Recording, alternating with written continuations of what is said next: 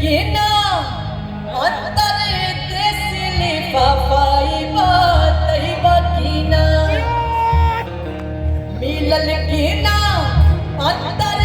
देश लिफाफाई बात ही बाकी ना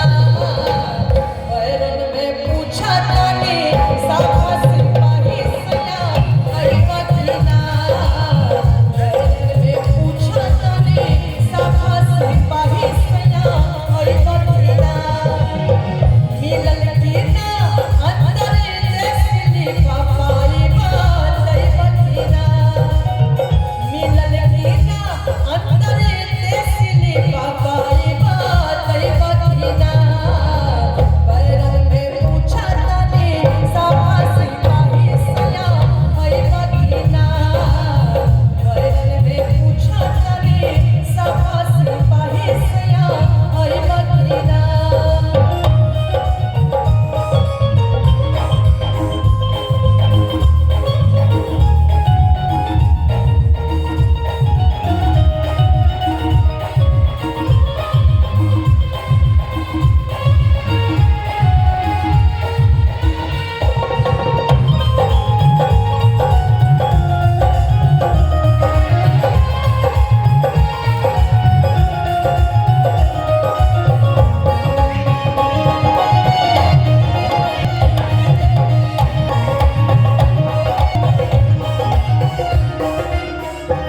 करही के रहे जब